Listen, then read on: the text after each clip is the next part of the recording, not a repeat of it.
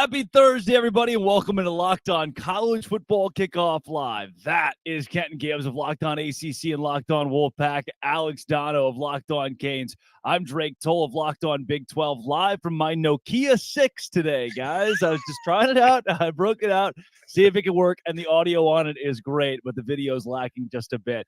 And it's not Friday. I usually thank everybody for joining us every Friday for Locked On College Football Kickoff Live. But considering games kick off tomorrow, we wanted to get a day ahead on Conference Championship weekend after a wild college football season. Football is over for many schools. There are plenty that aren't going bowling. They packed everything in and ball game. And for many, they're still competing for a college football playoff, and that's so big this weekend, from Alabama and Georgia to even Michigan and Iowa, and tomorrow night, Oregon and Washington. Kenton, this is it. We've got still 7-8 teams in play here, and we've got to bring it down to 4. Yeah, absolutely. And here's the deal. This final weekend of the season is going to be vitally important from a lot of aspects because there are multiple teams that are in this hunt. This is the most competitive that the CFP has ever been in terms of you can make a case for this team, you can make a case for this team, you can make a case for this team. And, I think looking at this situation, we're going to find out what the committee values in a lot of ways. Because do you put a Bama team in if they beat Georgia? You say, well, they have the better win, but you lost to a team that's also on the cusp. Yeah. What do we do there? What do we say there? Or do you value a team, Oregon, Washington? It's about who's trending in the right direction, all this good stuff, all that good stuff. It's hard to beat a team twice. We all know how hard that is. But let's just say Washington does pull off 2 wins. Then what? Where do you put them? There's a lot of questions swirling around this thing. Florida State, if they barely escape with a win against Louisville, even if they dominate Louisville, do they say, well, we know without Jordan Travis you can't compete? Or do they say, you know what? Hey, you did what you got to do. You did your big one. You won all these games by all these points. We got to put you in the playoff. So it's going to be very interesting to see how the committee plays this thing. Because I'll tell you what, if they do a bad enough job, the folks will be screaming, bring back the computers. We got AI now. Bring them back. Yeah. Well, you say that. There almost feels like there is no fear of repercussion, no matter how many people scream, we hate this or this was unfair. That has been the case since the college football playoffs conception, and now moving to 12 teams, you have that to fall back on. This year can just be the wash where we put in 4 teams, we're moving on, we're going to 12. Dono, with that, it makes me think of fan bases like Texas. They've got a road win against Alabama. Their only loss is against Oklahoma at a neutral site on a last-second touchdown. They've got a much better resume than Oregon, who has 62nd strength of schedule. Texas in the top 10. Why aren't the Longhorns getting any love here? Well, I know that, Texas is not going to get in, I don't believe. Now, obviously, if Alabama does beat Georgia, that's where Longhorns fans are going to have the opportunity to go crazy. And I get it, right? Because, there have been years, back when Miami used to be really good, and I thought they were hard done by those old BCS computers that you guys were referencing earlier, where it's really fun to complain about that. Texas would be in an opportunity to complain. Now, to build on what Kenton was saying about this college football playoff committee, not all of them kind of take the same path to that destination, but at the end of the day, the criteria technically is putting in the best 4 teams, who you believe the top teams are, not necessarily the teams with the best resume. So I can understand. And I know Alabama, they lost head-to-head at home against Texas. I get it. But based on the way the remainder of the season is played out, if Bama does get a signature win in the SEC championship game against the 2-time defending national champions, you would be able to strongly argue at the end of the day that even though they've got the head-to-head loss to Texas, Alabama is probably the better team right now. And I can also understand what you're saying about Florida State. Yeah. Florida State, if they, squeak by Louisville, they could end up still getting passed over and not making the top 4. But it's the committee's job to decide at the end of the day who they believe the best 4 teams are to put them in that college football playoff. Now, as a fan, I love the fact that this thing is going to be expanding to 12. I just think it's more fair that way to give 12 teams an opportunity. At the same time, as a media member, we're probably going to miss some of these conversations a little bit, guys, because arguments about, who number 13 is that should have been top 12 are not nearly as fun as, arguing that number 5 or number 6 should have been in the top 4. So a lot of these debates are going to be missed, but there are some opportunities. And guys, you think about the Pac-12 championship game. It's been a hell of a year for the Pac-12. And the Pac-12, as we know it, is over. I mean, what a great final for a conference that's been around for more than a century to die the unfortunate death that conference is dying, and to have two of the best teams in the country going head-to-head for the championship. And I believe, despite what happened, the result of the first game, I do believe Oregon is the better team, and they're probably going to win tomorrow. They're probably going to get into that college football playoff. But Washington is an amazing story as well, and I hate to see the Pac-12 as we know it going away. Yeah, an interesting note on that, Dono. The conversations will be replaced with who wins between Penn State and Ole Miss at a campus site game. And I think those conversations will be so much more exciting than the what ifs or what could have been. Now we get the how does it play out when those teams get their fair shake at a national championship. So we will see the evolution of that going into next season. And to touch on your Texas point, I want to go back to you here, Dono. Should they have just played Western Carolina? And they went on the road and beat Alabama, but what did it mean? What did it do when Alabama gets in the – well, where's your reward for going and winning at Alabama? You might as well have just played Western Carolina. Yeah, no, it's a great point. And again, if I were a Longhorn fan, I would be enraged with the way this thing's probably going to play out. Now, at the end of the day, Drake and Kenton, and this is why they play the games. We're going to find out on Saturday. Is it? I mean, because they did. Texas and Alabama played. Hello. They did. But here's the thing. I don't think Alabama is going to beat Georgia and get in anyway. So that's my thing. If that were to happen, if Alabama beats Georgia, they get in, Texas doesn't. Texas has the right to be outraged. I don't believe it's going to play out. I think Georgia's going to win that game. Yeah.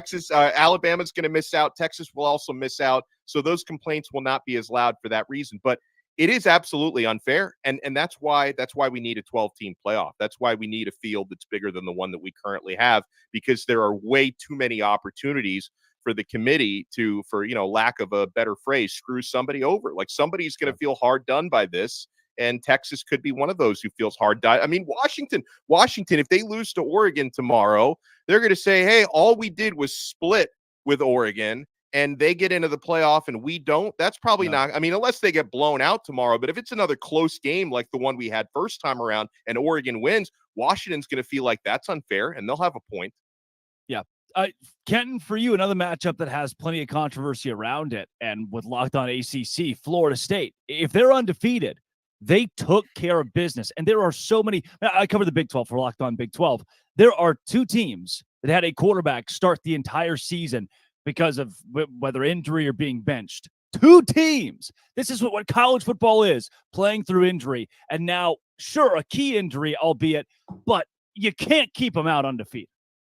Let me tell you something. They got a guy that's 6'4" returning punts over there in Tallahassee. I don't care who they have throwing them the ball. We got a very goth version of Drake Toll today, just in case you all didn't know. He went to Hot Topic. He put on the face paint and all that good stuff. He's very emotional about this, and so am I, damn it. Yeah. You can't tell me that Florida State, with Jared Verse, with all of the guys, Kalen DeLoach, with Ventrell Cypress, with all of the guys that they got, you're looking at them saying, they can't compete with anybody without Jordan Travis. Yeah. It sounds good in theory, but there's a reason why we play the games. We cannot penalize teams for having key injuries late. That's never how this thing has worked out, and it can't work out that way this year. All Florida State has done is whoop the wheels off teams week after week after week. And if Jordan Travis's injury was so bad that this team is now so worried, okay, all they did was beat Florida by 9. How many points did Georgia win by this weekend? 8. So wait a minute. All of the injury and all of how bad it was, and you can say all you want about, Georgia rested everybody. Everybody was rested. Sure. Don't matter to me. At the end of the day, you put on film what you put on film. You put an 8-point win against a 6-win team on film. That is not going to be a moment where you can say, this team stood on it, they whooped the wheels off. So to sit up here and criticize Florida State for that, asinine, ridiculous at best, flat out fraudulent at worst. And I'll tell you what, if Louisville wins the game, sure, keep Florida State out, good. They don't belong. If Florida State wins that game, all they have done is go undefeated in the Power 5. You cannot keep an undefeated Power 5 out. I don't care what conference they're from.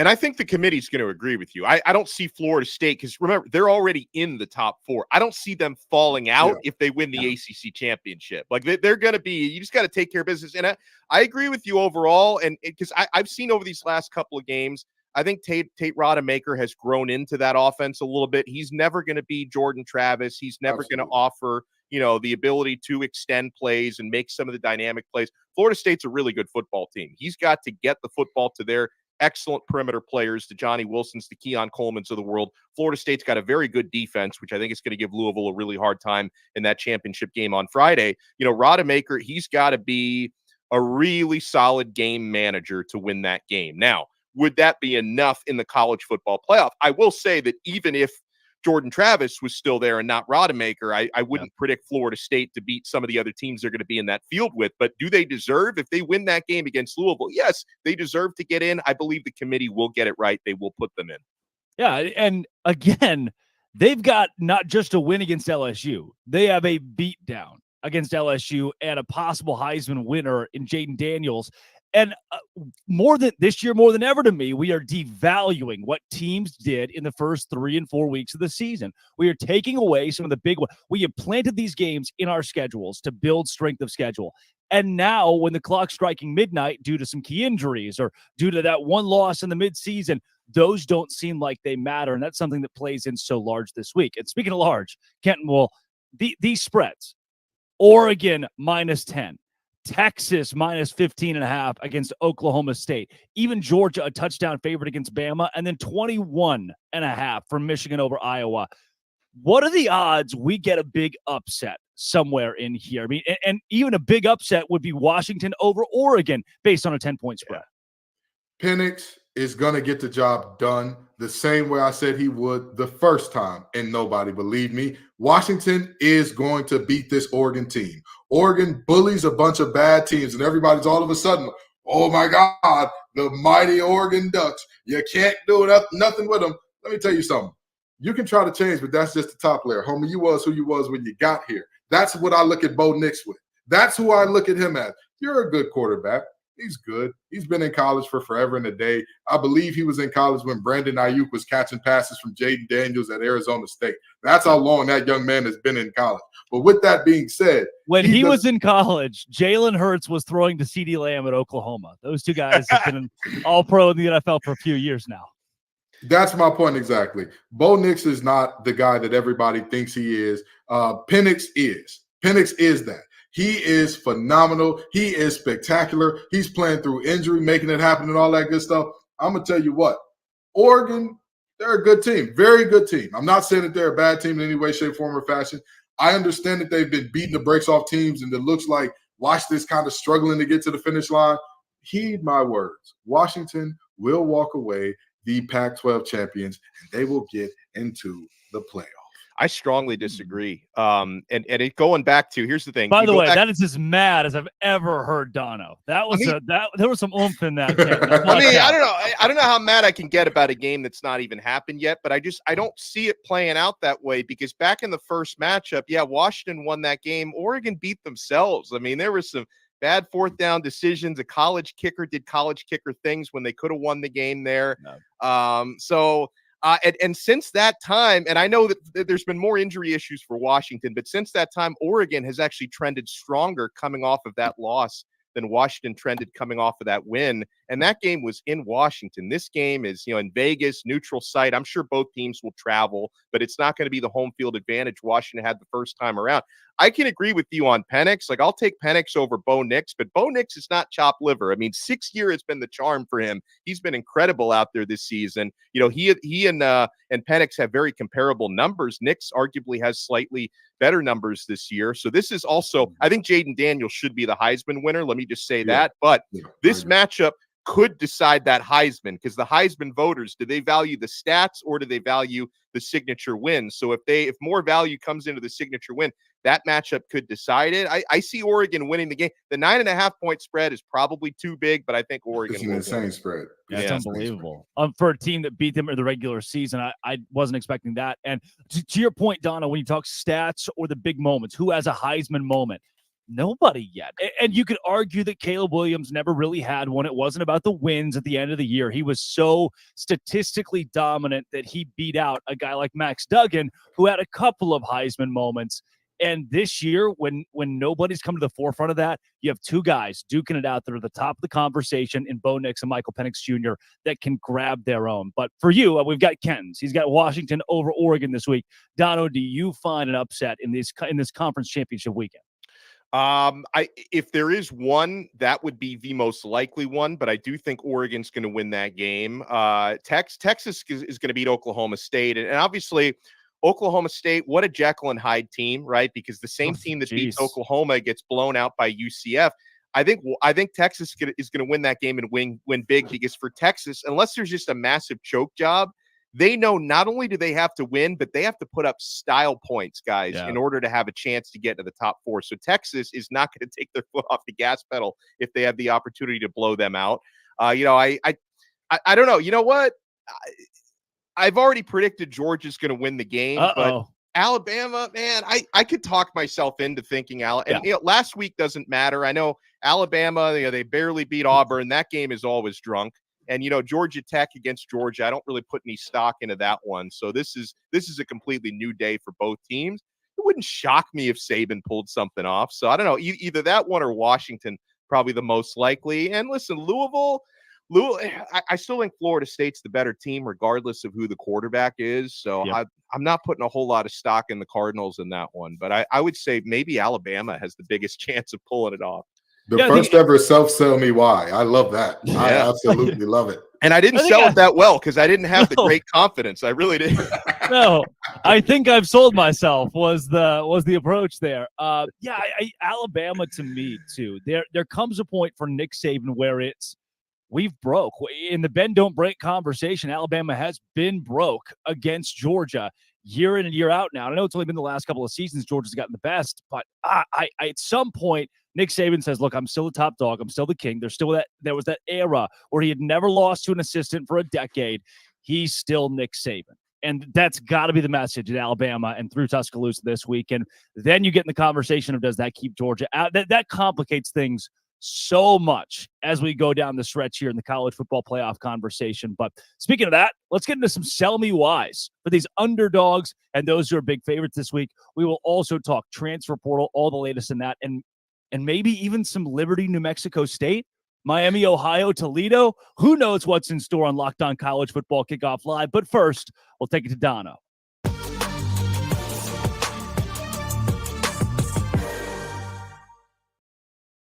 Drive, and patience. What brings home the winning trophy is also what keeps your ride or die alive. eBay Motors has everything you need to maintain your vehicle and level it up to peak performance. From superchargers, roof racks, exhaust kits, LED headlights, and more. Whether you're into speed, power, or style, eBay Motors has got you covered. With over 122 million parts for your number one ride or die, you'll always find exactly what you're looking for. And with eBay Guaranteed Fit, your part is guaranteed to fit your ride every time or your money back. Because with eBay Motors, you're burning rubber, not cash. With all the parts you need at the prices you want, it's easy to turn your car into the MVP and bring home that win. Keep your ride or die alive at ebaymotors.com. Eligible items only. Exclusions apply. eBay Guaranteed Fit only available to U.S. customers.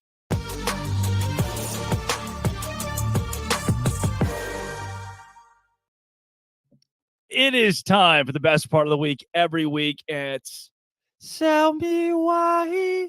Oh, a little out of tune. We'll try to get over the course the rest of the segment. Number 8, Alabama takes on undefeated number 1 Georgia in the SEC Championship. Here is Luke Robinson of Locked On Bama to sell us why the Alabama Crimson Tide can cover a touchdown. Hey, everybody. My name is Luke Robinson with Locked On Bama, and I'm going to sell you why you should take Alabama and the points against Georgia in this SEC Championship game.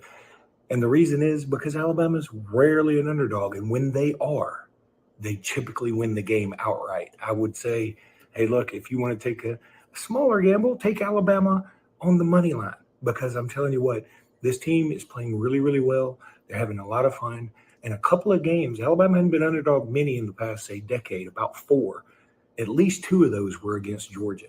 Both of those Alabama won outright. This team like I said, is a little bit different than most other Alabama teams, not quite as the business-like approach, a little bit more fun. A lot of that starts at the top with the quarterback, and I think Alabama's going to march out of Mercedes-Benz Stadium, where they're undefeated, by the way, with a 27-26.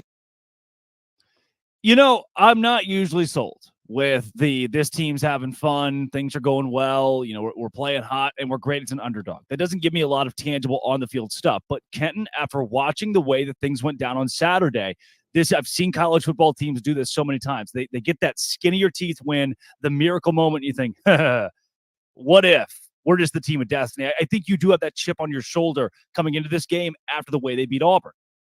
I think that Nick Saban also has a chip on his shoulder about the way people are talking about Kirby Smart now, because Kirby Smart's beat Nick Saban a total of what?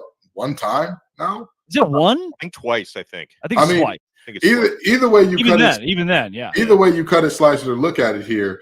In the last time that Georgia beat Alabama, in that same season, Alabama had beaten Georgia before that. You're looking at a situation where people are going to be saying, oh my God, is it time for Nick to hang it up and all that? In the same way that we got a swan song out of the Pac-12, unlike something that any of us could have precipitated, we're probably going to get the same thing out of Nick Saban here. Like, all right, the old dog still got a couple left in me. In the words of Tim McGraw, I ain't as good as I once was, but I'll be as good once as I ever was. And I think that this is Nick Saban's moment. Toby Keith.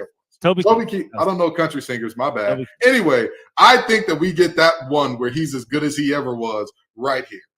All right, Dono, do you like him covering a touchdown? I do, and I'm glad we had Luke on because he sold it better than I sold it to myself. So he may, and I didn't realize they were undefeated in Mercedes-Benz Stadium. So that's another feather in my cap there. But tangible stuff. Alabama's got the best defense Georgia has faced all year. I think that's worth noting. And Drake, I think you were the one who mentioned when you get the type of win and the type of moment that Bama had last week, where you're converting a 4th and 31 to win the football game, snatching victory from the jaws of defeat. I think that can create like an effect where you feel like you're invincible, right? And most over the years, most Nick Saban teams probably feel that way anyway, but didn't start out that way for this year's Bama team. They had a rocky road for the first 3-4 weeks of the season, but I think now they believe in themselves. So I'm going to pick Georgia to probably win this game by 3 or 4 points, but I do think Alabama covers. I think the number being about a touchdown is too big because I believe in the way Bama has been trending upwards. Now with Georgia, I think it might have been a good thing for them long term that they missed Brock Bowers for about a month because that caused other playmakers to have to step up and kind of learn how to run that offense without him. So Georgia, to me, I could see them winning a national championship again this year. I just don't think they're going to blow Alabama out. I think it's going to be a close game. Kenton, you are as good as you once were. It is one win. Kirby Smart has gotten one win in 5 tries against Nick Saban. So I'll retract my statement. I double retract. Alabama is broke against Georgia. I'm telling you, the only thing that I will say is this. Jalen Milroe demanding the Heisman after that win. My brother in Christ, you were benched earlier in this season. Knock that off. But very seriously, I think that the Kirby has overtaken Nick talk. It's a little overblown. It's a little overstated. Yeah. And I think that Nick is like, oh, don't worry. Y'all forgot who Pops was. I got to spank that baby, put him back to sleep. And Georgia is a very big baby now. That's a very tough one to spank, but we're going to see what happens. Now, Georgia has won almost 30 games in a row. So you can make that, while it hasn't all been head-to-head against Bama, you can make the case that Kirby Smart is the king of college football, at least for now, but he can be dethroned on Saturday without a doubt. 2 other teams that are fighting for college playoff contention in the Pac-12 Championship. Number 5, Oregon. Number 3, Washington. The Huskies won the first matchup 36-33 at home, but now they're 9.5-point underdogs. Here is Spencer McLaughlin of Locked On Ducks to tell us why Oregon can cover as almost double-digit favorites. Oregon is a big 9.5-point favorite against Washington in the Pac-12 championship game. And if they play the way they're capable of, they can cover that number. I'm Spencer McLaughlin of the Locked On Ducks podcast on YouTube and wherever you listen to your podcast. It's Monday through Friday. Oregon is playing better football than Washington. That doesn't automatically mean they're going to win the game. It's the reason they opened as a 7.5-point favorite. And I think the public largely, because of the way Oregon's played the last couple months, has moved it out to a 9.5-point spread. Oregon can cover that number, though. Bo Nix is playing as good a football as anybody in the country. His decision-making and playmaking have both been off the charts good over the last couple of months. The run game hasn't been quite what it was in the first half of the season, but in each of the last two matchups with Washington, both losses for the Ducks, Oregon has run the ball exceptionally well, and the Huskies have struggled to tackle. If that comes up again, Oregon can win by 10. Okay. Oregon can win by 10 or more, Dono. I will agree with that. We've seen them dominate teams. However, you use the inverse of what Spencer brought. If Oregon plays their best brand of football, if Washington does the same, I still think the Huskies have an edge here. Well, the Huskies, and you could say the same thing about Oregon, honestly, but one of the reasons why I think this game is going to be close is just the big play potential. I mean, we've talked about Penix. He could at any point in time hit Rome Odunze for a 75-yard touchdown. It can happen in the blink of an eye. I think one of the keys for Washington, if they're going to pull off a big upset here, despite the fact that they've beaten this team already, can they generate any sort of a pass rush? I mean, we look at how good Bo Nix has been this year. It really shouldn't be that much of a mystery when the Ducks have only surrendered 5 sacks this year, guys. That's the fewest given up by any FBS team. And inversely, Washington is 110th in the nation in producing sacks. So if they can flip that narrative around a little bit and apply some pressure, that could be the X factor in this game, because I think a lot of people look at it and just say, this is probably going to be a shootout the way the first game was, probably going to be relatively high scoring and going to be really close. But if I'm going to look at the Huskies to pull one off, if they can put some pressure on Nix, which nobody's really done this year, that could give them an even bigger edge. But I thought Spencer did an okay job selling it, but I think even Spencer has got to know 9.5 points, that's probably too big for a game like this. Yeah. Kenton, for you as somebody who played the game at the collegiate level, how much of this comes down to coaching? Each team got a fair shake at. We have Kenton here. Oh, I think. He's back. Kenton, how much of this is coaching when you talk about two teams that have already met once before? You played the game at the collegiate level. Yeah. Is it adjustments? Are we going to learn who's better when it comes to the guys with the headsets? Yeah, absolutely. Absolutely. Okay. That's why it's hard to be the team twice. And not only is it the guys with the headsets, you have seen what has success. And generally, it's easy to get lazy and settle in on, hey, we had success with this the first time. Let's do it again. That's the thing there. And I'm going to say this. Washington, the Huskies all season have been the Rodney Dangerfield of college football.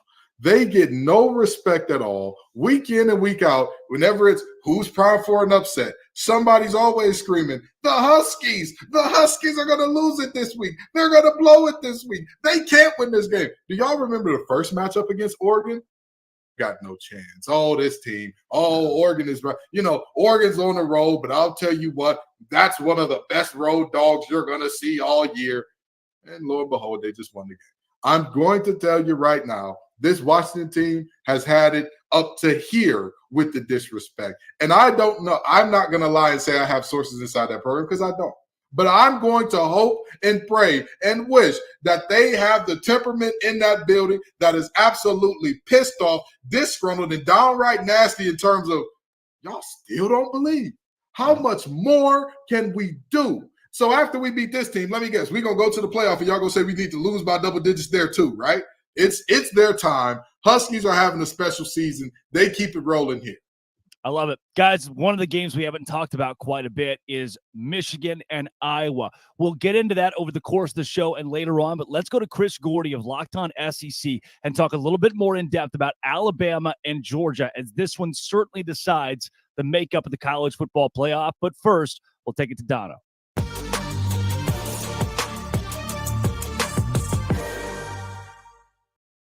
Having so much fun since 2020 on Prize Picks. Prize Picks is the largest daily fantasy sports platform in all of North America. The easiest and most exciting way to play DFS, by the way, because it's just you against the numbers. Instead of battling thousands of other players, including pros and sharks, you just pick more or less than on 2 to 6 player stat projections, and you watch the winnings roll in. Guys, with basketball season here as well, You can now pick combo projections across football and basketball from the Specials League. It's a league created specifically for combo projections that includes 2 or more players from different sports or leagues. For example, you can take LeBron James plus Travis Kelce at a 10.5 combo of 3 points made plus receptions. I love stuff like that. And here's what I love most about Prize Picks. They even offer a reboot policy so that your entries stay in play even if one of your players gets injured. For football and basketball games, if you have a player who exits the game in the first half and does not return in the second, that player is rebooted. Prize Picks is the only daily fantasy sports platform with an injury insurance policy. Go to prizepicks.com/lockedoncollege and use code LOCKEDONCollege for a first deposit match up to $100. Prize Picks really is daily fantasy sports made easy.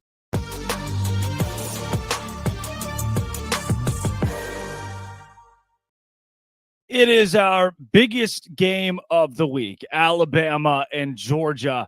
Chris Gordy here to break it down from Locked On SEC. Gordy, in this matchup, now as we've all learned, Nick Saban 4-1 against Kirby Smart. Does that trend continue and Georgia's almost 30-game win streak break? No, I mean, look, as much as we want to talk about, Armageddon with the college football playoff, can Alabama do it? And I've heard some Alabama fans this week, oh, Nick Saban owns Kirby. I mean, he got through once, but it was when, all the receivers went down for Bama. But I just think this Georgia team is on another level. The way Kirby has recruited, their roster is 3-4 deep with 4- and 5-star talent. And look, Bama, give Nick Saban credit. He's done a great job of coaching this team up. They were not, before the year, I think some of us kind of thought, okay, this could be a 2-loss team. And when they lose to Texas at home in week 2, some people are thinking, oh, they're going to lose 3-4 losses. Give them credit. They've rallied. I'm a little bit hesitant on the Jalen Milroe has arrived. They were very fortunate, as we know, to win that Iron Bowl a week ago. They should have lost that game. Miracle play. Give them credit. They make a big play when they needed to. But, when people were talking about, oh, this team's getting red hot, Milroe's looking great and all this, keep in mind who they were playing. They were playing some mediocre to bad defenses when he really started taking off. They had to hold on for dear life in the second half against Arkansas. After that, they have a terrible first half against Tennessee. Then they have an awesome second half against Tennessee. But after that, they beat up on LSU, who was one of the worst defenses in the SEC. They put up 49 on a bad Kentucky defense, and then they put 66 on Chattanooga. So, look, Alabama's good, but I'm not ready to say this is one of the best offenses. Look at some of the tougher defenses they've played this year. 24 against Ole Miss, 26 against A&M, 27 last week against Auburn, and really it was 21 because of that miracle touchdown. So I just think, the expectations are Georgia's not giving up more than, 24 to Bama. So if Bama gets to 24, can they hold Georgia's offense under that? Maybe, but it's going to take a special defensive performance from Georgia. See, you just took the question right out of my mouth because, normally Dono's the betting guy, but I was going to ask, what's the magic number in this game to get to? So instead, I'll ask you this. What is Georgia's path to winning and what is Bama's path to winning this game in your opinion? Yeah, I think Bama's going to need a turnover or two or a big kick return. We saw Caleb Downs a couple weeks ago with a big punt return. They benched Kool-Aid McKinstry in the return game. So, if Caleb Downs returns a punt for a touchdown, that would be huge. A pick 6 on Carson Beck would be huge. Hit for a fumble recovery for a touchdown, something like that. Bama's going to need a big momentum-changing thing.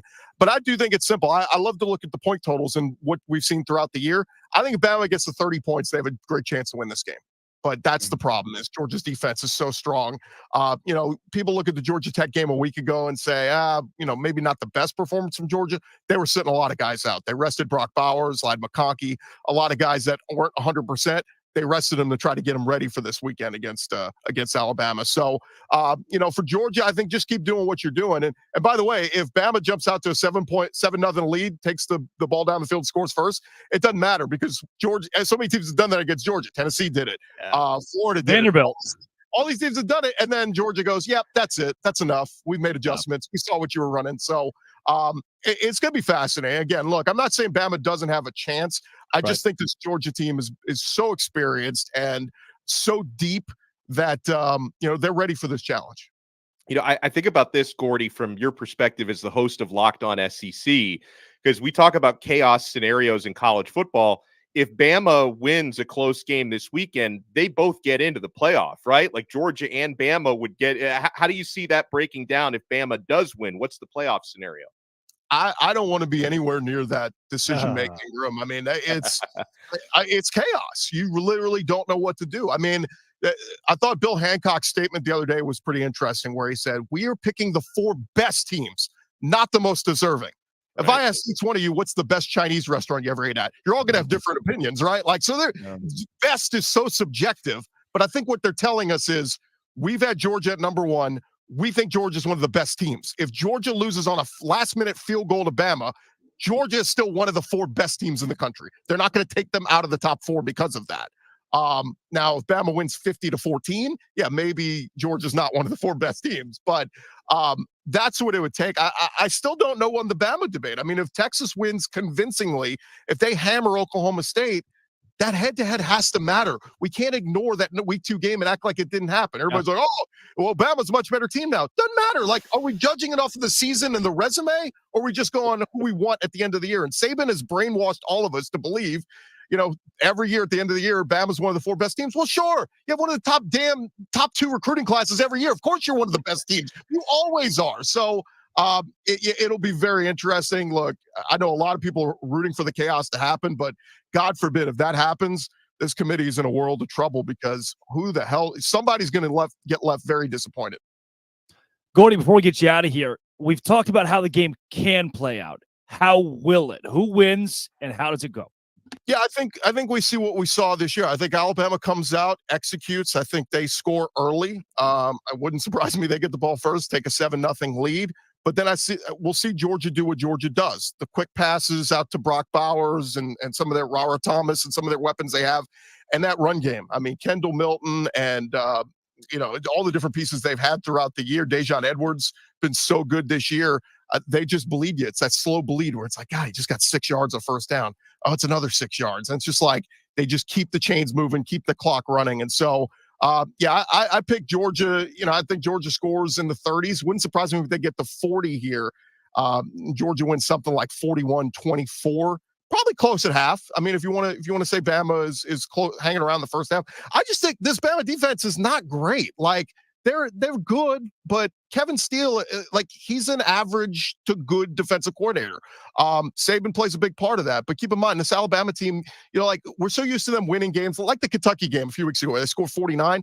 In years past, that game would be 49-6 or 49-10. Instead, they gave up 21 to Kentucky. They didn't, get the stops when they need to. They let Kentucky keep putting together drives on them. So I think this weekend, Bama gets not exposed, but we get a reveal of how far ahead Georgia's program is right now, ahead of Alabama. That's Chris Gordy of Locked On SEC. Gordy, thanks for joining Locked On College Football Kickoff Live. All right, thanks, guys, and hopefully I told you why.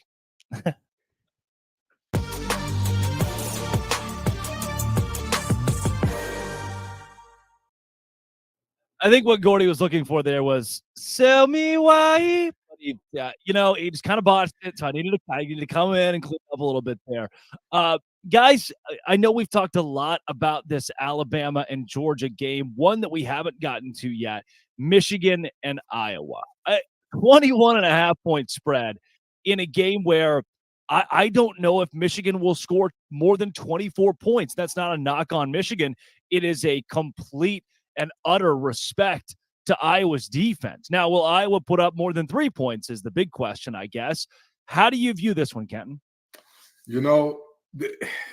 Michigan might not get to 24. They don't need to. I mean, this Iowa offense, it's disgusting. It's bad. It's pretty bad. It's bad when you got to fire your son. It's one of those moments. There's a very big thing also going on at Michigan where a son may need to get fired. And guess what? He's not yet. So, very seriously, I see this as a situation where Michigan, I could see them getting to about 24, 27 points. I don't think Iowa puts up more than 7. So I think that they cover. I could see Iowa covering, but I don't. Their path to win this game is 0 to none. It's slim to none. Slim's got his top hat on with 1 foot out the door. He's doing the smooth criminal lean out the door. So I think that Michigan takes care of business here. Yeah, Dono, I don't think there's anything Iowa can do to win. That can't be the conversation here. But their defense to me, at least keeps this thing within 21, despite the way Michigan has blown out a lot of teams on their schedule. The very first two bets that I put on my bet slip on FanDuel heading into this weekend, I didn't have to think a whole lot about these. And even if one or both of these don't hit, I will have no regrets because they should hit. Under 34.5. I feel very strongly about that in this game. I see the combined score probably being in the 20s, right? And Iowa plus 21.5. Now, with that said, I think Michigan's going to win the football game. I just think that they may not throw the ball the entire game because they'll be playing with a lead, and I think Michigan's defense is going to be rolling. It's going to be a very run-heavy attack from the Wolverines. They're just going to take care of business. And then, Iowa's defense, they can slow Michigan down to a point. They can't score on Michigan because let's not forget Michigan has an incredible defense. I know the storyline for Iowa has been defense because they can't score. Michigan can score, but they've been consistently one of, if not the top defense in the country for most of the season. So, and listen, it's no disrespect to Michigan. I just think that out of the Power 5 championship games this weekend, this to me is the most missable out of them. That if I, for whatever reason, I maybe do some yard work and I don't catch the entire game, I'm probably not going to lose too much sleep over that. But I think Michigan's going to win, but it's going to be a low-scoring game, and they're probably not going to cover. Dono's the maniac doing yard work at 7 or 8 p.m. Eastern time. I wasn't sure if that was a night game, but yeah. Okay, oh so I'll be doing yard work. All right. Dono's married to the yard work. Iowa's last 5 games, 13-10, 15-13, 22-0, 10-7, and 12-10, which is straight out of the book of the 1920s. Just like John Heisman era, Georgia Tech, Cornell going out there and duking it out.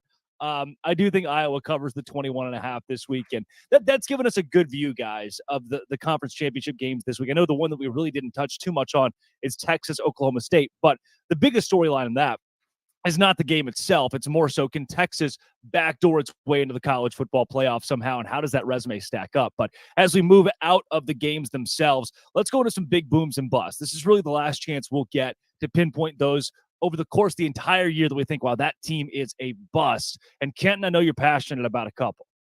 Yeah, I want to start off with bust, and I want to actually start here, okay? Everybody during rivalry week who's being soft and saying, please stop saying mean things to our team. Listen, it's rivalry week. Turn the sprinklers on. I love it. Turn the sprinklers on. Turn the sprinklers on. And tell me you did it. Call the opposing team pieces of crap. That's what you're supposed to do. Say that you couldn't get into our school. Say that. You're supposed to hate each other. That is how this thing works. What does Georgia and Georgia Tech call theirs? Clean, old-fashioned hate. What does West Virginia say to Pitt when the song Sweet Carolina come on? They tell them to eat feces in a 4-letter word that rhymes with spit. Obviously, I'm not going to say it because I don't want that call from David. You know, Ghost Drake Toll needs money to get that makeup that he's applying. So, with that being said, my first bust goes there. My second bust. This makes me happy. This brings great joy to my heart. This brings joy. There we go. Oh, William Mack Brown. Come on down to the floor.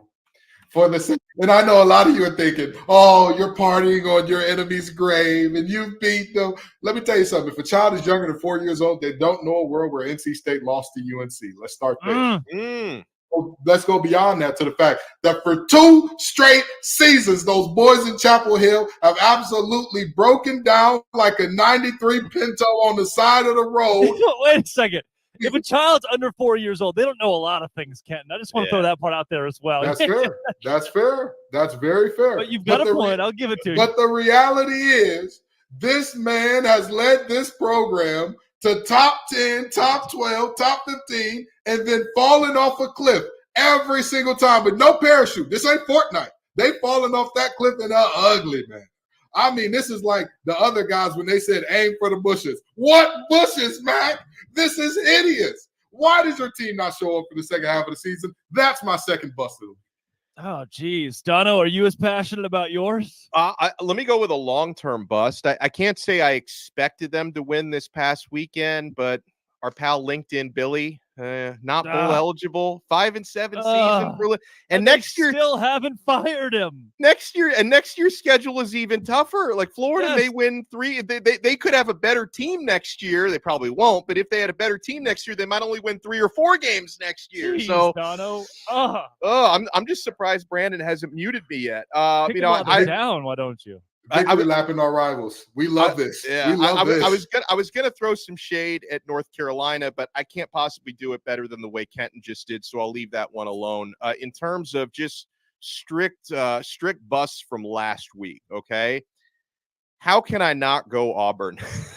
I mean, you are a 4th and 31 stop at home away from beating Alabama, and you don't stop that 4th and 31. And how many seconds did Jalen Milroe have to throw that football? He was in what felt like 30 seconds. He's dancing around in and out of the pocket. But listen, I know it's a tough one. Wherever you are, Zach Blackerby, I'm so sorry. And I'm sure you haven't recovered from that yet. And I can't blame you for not having recovered from that. But I got to go with them for a bust. And if I can flip the script to this is one of those weird weeks where my busts outweigh my booms. But I've got to go Michigan for a boom, right? I mean, last week, rivalry week, and out of all the rivalry games played, none were bigger and none were contested against a tougher opponent than you could argue Ohio State had the toughest opponent, but, from Michigan's side of things, that was the biggest win of the week. That was a defining win for Michigan, once again, without Jim Harbaugh on the sidelines. He finished out that suspension. So Michigan is my boom above all booms this week. All right. I've got plenty of busts this week. Because we have not talked a lot of Texas and Oklahoma State. I'm going to give you a little bit from the Big 12, but I'm going to start with my Nokia 6 that I'm recording this from. That's my first bust. We got to upgrade things. My second is Geek Squad at best. When they say fixed, they say my computer's fixed, and this is what I get. My goth girl era. I am livid today, but hey, we've made it work. The audio is great. My biggest bust. Girl Drake. We stand her. Yep. Best Buy Geek Squad does not stand on business. I am so disappointed with what TCU did this year. You go out, you go win a game in the college football playoff. You go to the national championship, and from there, from the second Pentatonics sang that national anthem, nothing has been the same for the TCU Horned Frogs and Sonny Dykes. They have not looked consistent. They have not looked good. Georgia beat them into submission and then some, to the point where they missed a bowl game after going to the national championship. It's inexcusable. You can't miss a bowl game in the Big 12, especially the parity of the league this season. Plenty of beatable teams, plenty of games that they lost they should have won. TCU is a massive bust, possibly long-term. Another one, the Baylor Bears, who went 3-9. The AD comes out and says, hey, we have standards here. Is your standard 2-10? Did you just clip it? Did you just barely get above that standard? And then your excuse for not firing the coach is, you know what we'll do? We'll fire all the assistants. Well, you already did that. You did that 2 years ago, and now you're doing it. At some point, it's got to be the head coach. And then they say, well, the real issue must have been NIL. You claim to be the number one team in compensation in NIL in the entire Big 12. But that's the issue. That's why you're losing ball game. Well, the portal's not good enough. You brought in 13 guys last year, have one of the top classes in the Big 12. At some point, something's got to give. You're serious about sports, and you make a change. And there are a lot of schools in the country dealing with the same thing right now that decided, you know what? This is not the offseason. We're going to make a change. So they didn't. Another bust. The guy is having relations with a volleyball player, hires her on staff to continue said unspeakable relations, then wrecks his motorcycle, lies about it, says she was a bystander, helped him out. Then it comes out that he lied. He's got a whole wife and kids, and you fire the guy who hired a woman who he was seeing on the side. And then you rehired the guy. That was a shocker for me. I couldn't believe that. What is the statute of limitations on being a bad person? At what point? Is it 10 years? Is it 12 years? We decide, you know what? I would rather win football games. And look, I know 90% of Arkansas fans are very excited about this move because they care about one thing, and that's winning football games. But Do we not remember the true details of the atrocity of what he did to that woman, to the university, the embarrassment that was? And Arkansas has hired Bobby Petrino as their offensive coordinator. I got busts all around. My boom, though, Mike Gundy. Give me Oklahoma State and Mike Gundy for losing to South Alabama and still making the Big 12 championship game somehow. But, Dono, you perked up there a bit. This whole Bobby Petrino thing I do want to hone in on for a second because it's wild. Well, I just want to say that obviously in the coaching carousel, because you even mentioned it, when it comes to teams who ultimately have to hire coaches and the fan bases that react to those hires, the most important criteria usually is get me somebody who can help us win. And we do see very commonly, no matter what level of football, college, professional, you can burn a lot of bridges and still get opportunities. The coaching fraternity is a weird thing like that, but you usually don't get that second opportunity at the same place where you burn that bridge. That's the shocking thing. Like, Petrino has gotten a lot of jobs since, the first go around at Arkansas. He's got a lot of different jobs since then, which is just the reality of college football. The shocking thing to me was to get the job back there. That was what I couldn't believe. Yes. College football is look at Hugh Freeze, who's in the same division where he was calling escorts on a university phone. Right. How quick we forget because he beat Alabama a couple times. I mean, I don't think it's a matter of forgetting. I can't remember what NFL scout it was, but they said if Hannibal Lecter could make tackles and ran a 4.3, we just say he had an eating problem. I mean, that's the reality of what we're looking at here. This isn't. Let's stop playing like this is a Mr. Moral situation here. This is more so a team morale situation here, because at the end of the day, the only thing that matters is everything that matters, and that's winning. That's it. That's, we talk about, hey, we want to make your son a better person. We want to make him a better. Yeah, do your Jameis Winston. Eating W's is what matters here. Yep. Everybody sits on the couch and says, hey, we're going to make your son a better man. We're going to make him a better player. We're going to make him all the good things when he comes to our university. And 9 times out of 10, if that kid is too slow, if that kid's arms aren't as long as they thought they were, if he isn't as quick, if he isn't as fast, what happens? He gets discarded on the island of misfit toys, just like anybody else. Let's stop playing like this is a moral operation. This is an operation that's based on, can you get the job done? Will you get the job done? And that's it. That's it. Have you got that job being winning? There's not a moral aspect of that. The job isn't to be moral. Absolutely. The job has nothing to do with morality. We see in basketball, we see Patino back at the high level. Like, it does not matter. We saw Godfrey go somewhere else and get another job and get another university in trouble. These people Dave don't Bliss. care. They don't care. Dave Bliss was blaming a dead guy for Beard at Ole Miss. The reality is, we're looking up and seeing more and more these teams no longer need to. The news cycle works so quickly that it doesn't matter anymore. It's like, oh, no, we got to fire this person because they're bad. We'll put them on a 2-year isolation. We'll probably get them back if we need them back. Because make no mistake about it, if Kiffin wasn't working out at Ole Miss, you don't think that they would have gave Hugh Freeze the call? Absolutely they would have. But it's working out for them, so they're like, yeah, we're good people. We don't want that Freeze guy back. Yeah. From the Liberty School of coaching rehab. It's Alabama or Liberty. It depends on how bad your infraction was. Either Alabama or Liberty. And then you go for Ian McCaw, the AD at Liberty. Was it Baylor in 2016? And it's the Liberty School for rehabilitation if you're in sports. Coming up, let's pick some of these conference championship games this weekend. But first, we'll hear from a very valued sponsor, eBay Motors, Dono.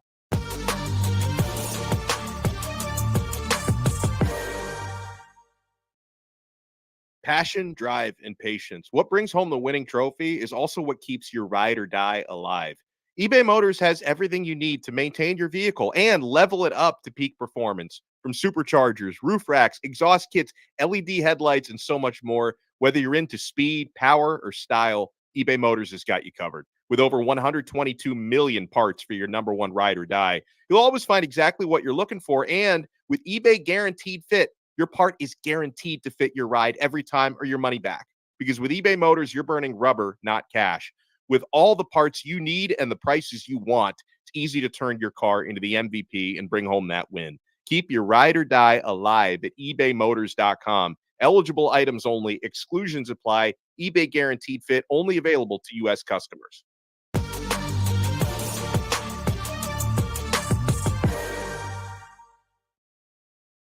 All right, let's close this thing out, boys. Conference championship weekend. Very quickly, very, very quickly. Miami of Ohio and Toledo this week. Alex Dono.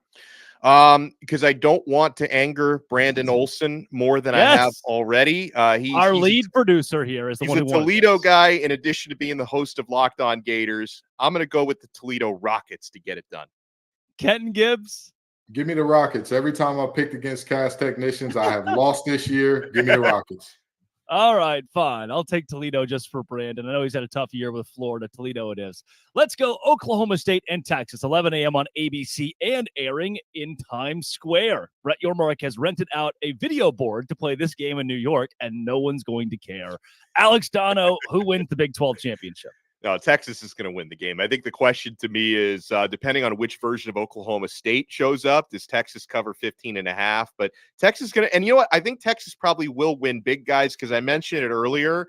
Not only winning this game, because that might not be enough. You've got to win this game with style points. You know, Sark and company, they know that you've really got to blow Oklahoma State out to even give yourself a chance if a team like Alabama loses in front of you to get into that top 4. So I'm going with Texas to win big. Kenton.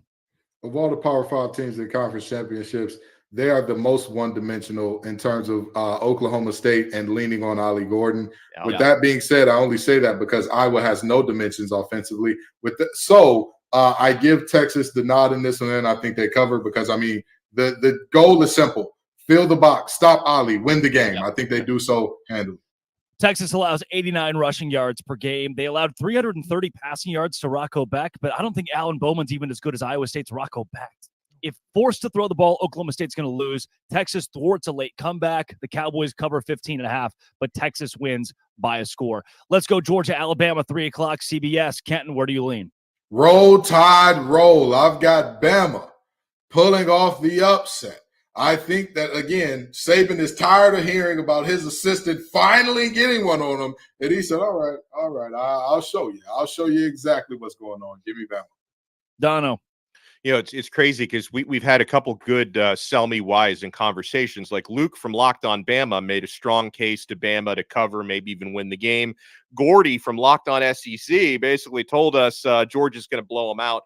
I'm going to stick with my guns to say I still think it's going to be a closer game than Gordy gave him credit for from a Bama side. I don't think they're going to pull off the upset, though. Georgia, to me, is just the better football team.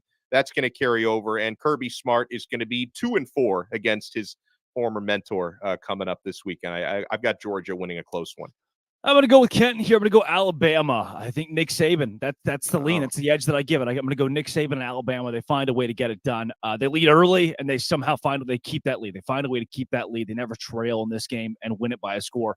Michigan and Iowa, we already give a deep rundown in the show. All of us, we're all good with Michigan here. Absolutely. That one feels pretty obvious. Louisville, Florida State, close to you guys in your territory. Kenton, where do you go? I got Florida State winning a close one. The ACC fans could see Florida State blowing the doors off this thing in terms of voters for Locked On ACC. But I don't see a world where Florida absolutely whoops the wheels off them unless Jack Plummer puts on a disaster class, which we have seen from him at times this year. So I think the Florida State wins a close one unless Jack doesn't show up, at which point this one gets ugly early. Yeah. I'm going to go Florida State as well. I think they win it by 10 in the end. They find a way to get it done by double digits. They need to make a statement. They feel a need to make a statement to stay in the college football playoff. Dono, are you going with the Seminoles as well? Yeah, I'm going with the Seminoles. I think this is a game where they can lean pretty heavily on Trey Benson and their running game, and where Rodemaker just don't make too many mistakes because you got a lot of talent on the perimeter. And Florida State's defense is really good, fellas. So, I think Florida State wins this game. They probably still cover, but, I root for chaos, so I wouldn't mind seeing Louisville play. And I'm also a Miami guy. I'm not going to hide my true colors. So I wouldn't mind seeing Louisville pull it off, but I think Florida State gets it done. The most level-headed Miami fan. Yeah. The big one on Friday night, guys, not on the CW, oddly enough. It's on ABC. Number 5, Oregon. Number 3, Washington in the Pac-12 Championship. Dono, who wins this rematch?